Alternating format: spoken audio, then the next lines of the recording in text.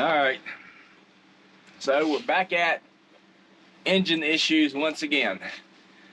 To give you a little backstory, do you remember after I put on the heat exchanger, changed the pump, engine was running fine.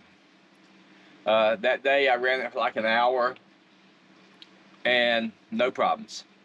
So I went to crank the engine again a few weeks later after that episode, and it wouldn't crank. Don't know why. I'm not an engine guy. So, I didn't know what it was. Tried it again a week or two later, still wouldn't crank. So I just kind of assumed maybe it was something wrong with the fuel. I mean, it would turn over, start the crank, and then it would die. So yesterday I decided to give it another try. I actually wouldn't put more gas in because it was down to like an eighth of a tank of gas. I put another 10 gallons of diesel in it. Put some enzyme treatment, some Startron diesel enzyme treatment in it, and to see if that would do anything. Well, it would at least start the crank again and die out. And then I was talking with Paul over on his boat about my issue, and he asked me, he said, what's going on? I mean, how do you, one of the questions he asked me, at first he thought maybe it was air in the lines. And I said, well, I haven't done anything to the fuel system. I haven't touched it or done anything. I've never took anything with the fuel system off, so it shouldn't be air in the lines. He said, that's true. He said, of course you can develop air in the lines over time. So he said, well, how do you cut, when it's running, how do you cut it off? I pulled the stop button, the decompression button. He said, well, a lot of times that thing gets stuck. He said, go and see if you can push it in further or something, because if a little bit of that decompression's there, it won't let the engine start. So I came over and messed with it, basically I just jiggled the cable because the knob won't pull out. So I tried that, and it actually cranked and turned over a little more. So this morning I got down messing with the cable, disconnected, reconnected it, made sure the decompression was closed or on, whatever it is. I don't know which way you call it. It's just three rockers there that's move back and forth. So did that, went out, engine fired right up. And I was sitting out there, it's been running for about 20 minutes. Water flow was perfect, everything was good. And then, like I said, I was sitting out there, just watching the engine, watching the RPMs, things of that nature. I was idling it. I was running the engine at like at 1,500 RPMs. All of a sudden, I heard something fall in the cabin, and I said, "Damn, something must have fallen off the galley or something."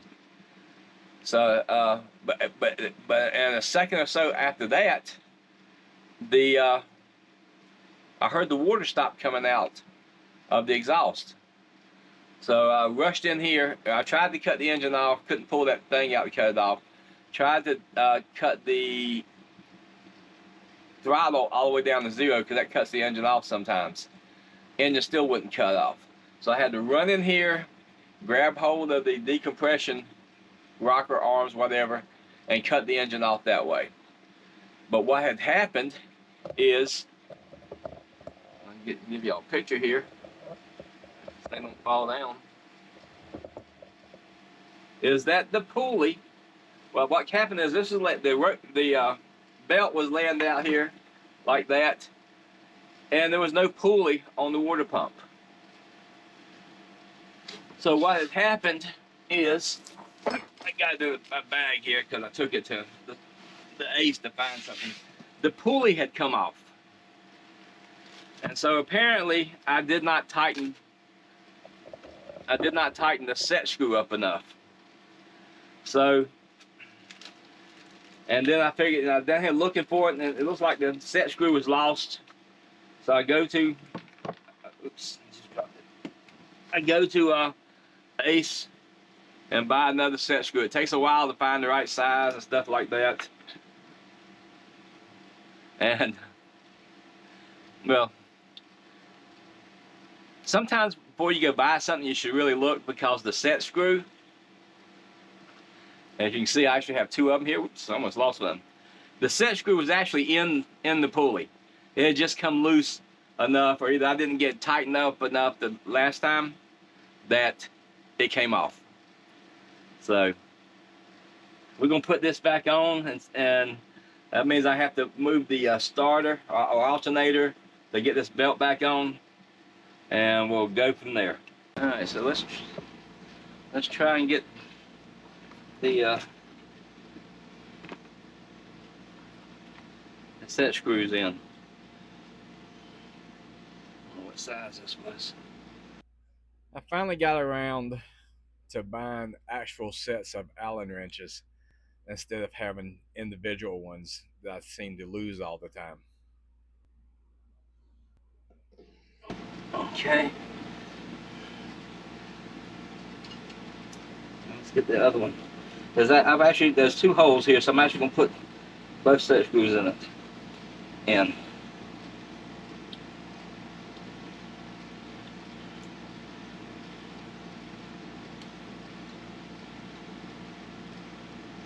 So I got one on the flat side of the spindle, and then this is the. So I'm glad I went and bought the second one.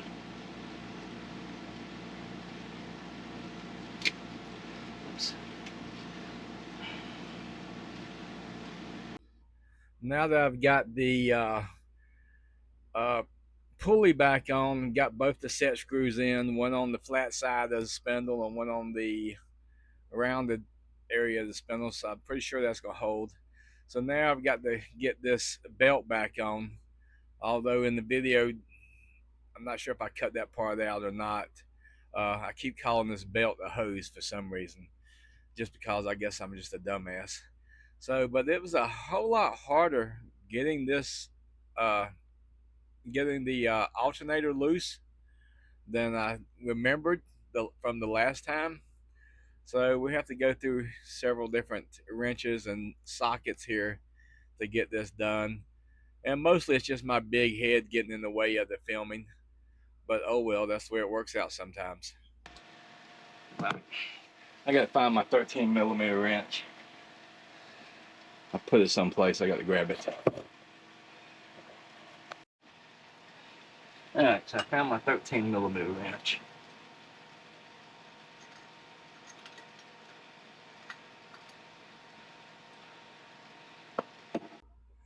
So you see me here trying to figure out which way these ratcheting wrenches go. I always forget which way they go, so I had to pull them out and check them. And like I said, I'm just trying to get this loose enough so that I can get this belt on. I do fight with it a little bit, but you know, it's hard for you guys to see because I can't keep my big ass out of the way. So, there we go.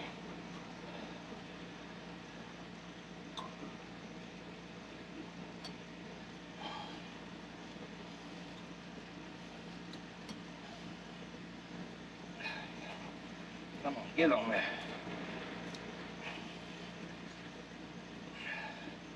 Let's do it like this. First. Then let's work it onto this one. Almost there. There we go. There. Slide this back.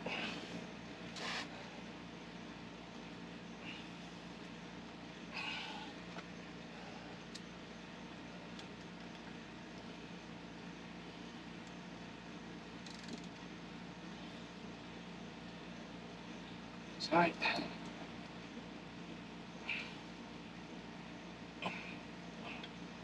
All right.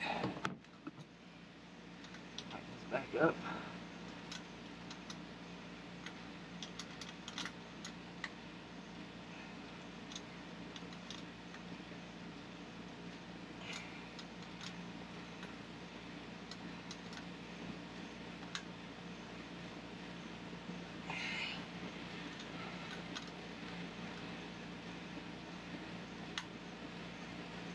Okay.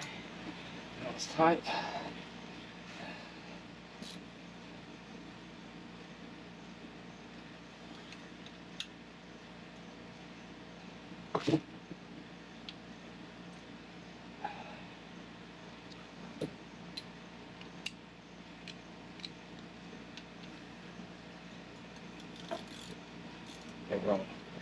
this the wrong way.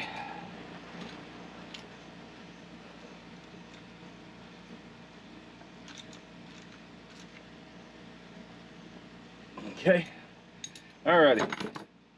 So now we're ready to go try and crank the engine. Let's put some tools up first. I got a little case here that I bought to put my wrenches in. Instead of using the case it came in, makes it a little easier. Okay.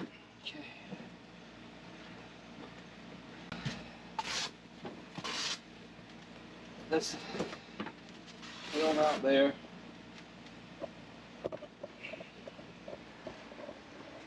So we're gonna go out and give it a crank and see what happens. I gotta get me a way in and out. So I move the staircase back over here so I can kind of use it to climb up and down.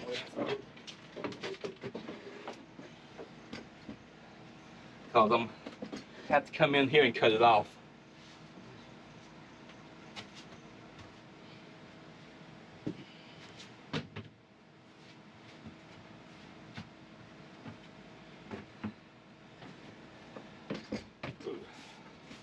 That ain't too steady.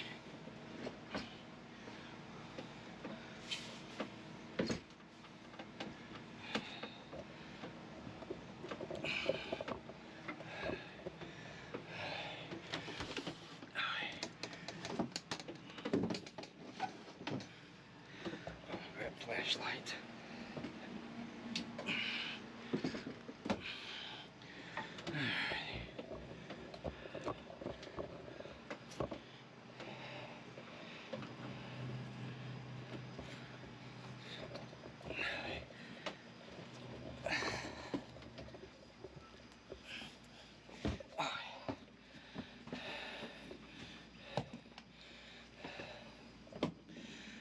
All right, so let's give it a little gas.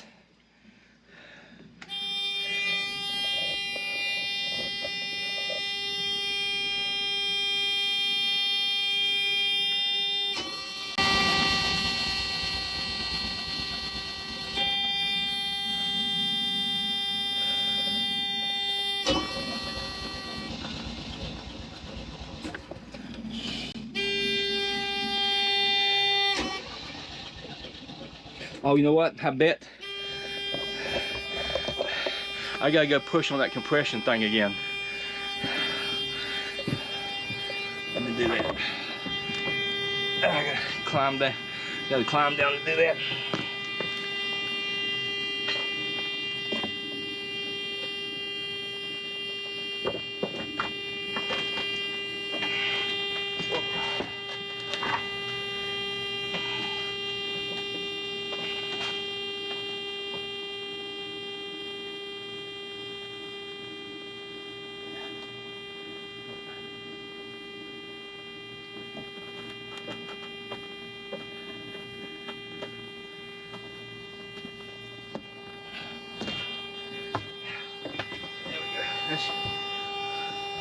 All right, yeah, I had to go and push on the decompression rods.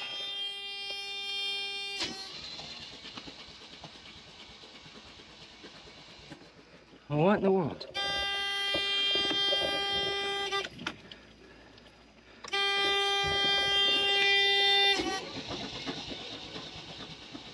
All right, I'm gonna find out what's going on here. Crap.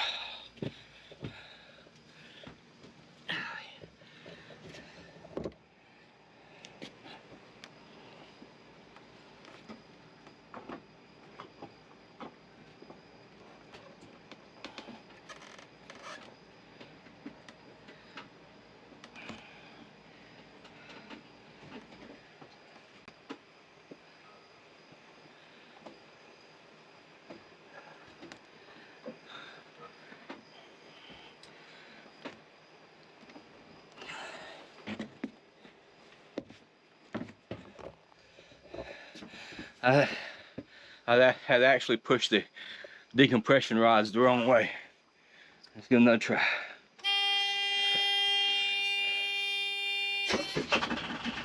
There we go.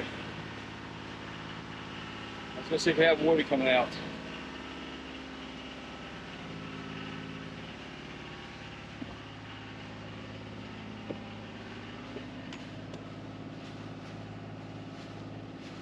Yep.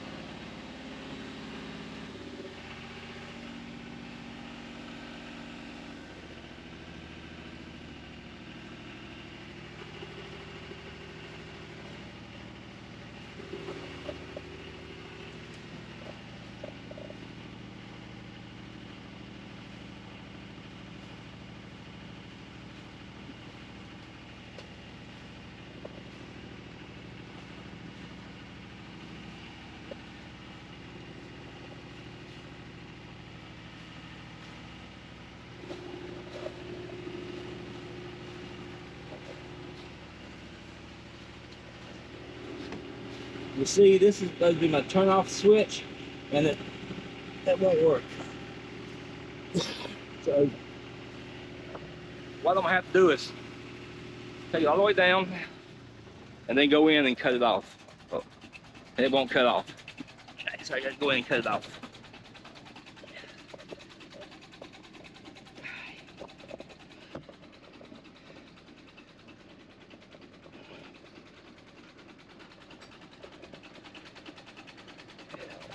And the way to cut it off, push this pressure like that. All right. So I guess that's fixed for now. We'll see. So I bought a king size mattress off Amazon, cut it to fit in the V-berth. Here I'm using a little shop vac, trying to vacuum it, get in back to down to size. Unfortunately, that didn't work, so I ended up just folding it over, taping it, and carrying it to the boat. So I cut it using an electric carving knife, and I put the bread blades on and cut it at an angle so it fit in the V-berth. And you can see it here in the V-berth. What I haven't done is actually put the covers on it, the mattress cover that goes on it. I've got to sew that up correctly, but it fits in there perfectly. It's a 6-inch mattress. So a lot of people may be wondering what I'm doing this week. Well, what I'm doing, and hopefully I'll give you a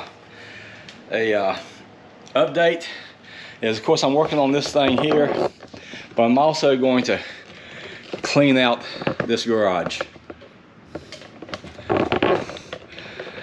The ex wants it completely cleaned out and straightened up, so we'll see how we get done with that. So what I'm actually doing here is building a table, and we'll get into this in a later video of how I've done this and the way I'm going about building this table. So like I said, this is something that'll come up in a later video. So what I'm showing you now is how much stuff I've taken out of the garage. This is a 20-yard dumpster, and we have filled it to the max. Of course, the ex put some dirt and rocks and plants in it as well, but this is what kind of stuff you can accumulate. It was sadly, but I ended up throwing a lot of stuff away that was still good. Well, I know I haven't posted a lot of stuff. I haven't posted any videos really in the past 2 weeks. I've just had a lot of stuff going on, and I just didn't have time to go through and edit, to be honest with you. And it wasn't the biggest thing on my mind. So I hope you enjoyed this video. This gives you a little. Next week's video will be a little better, but a little better produced than this week's video was. Just kind of put together some things that I had recorded. A little upset that I had to throw away so much stuff out of the garage, things of that nature. So hit that subscribe button, Really appreciate it. We may have a big announcement next week. Don't know yet. Checking water depths. Maybe moving the boats. We'll see. So hit that subscribe button. Hit that bell button. Give me that thumbs up. It doesn't hurt anything to give me the thumbs up that you like the video. If you don't like it, hit the thumbs up anyway. So we'll see you next week. And for those of you who did not watch all the way to the end, I hope you pee on the bed. All right. See you next week.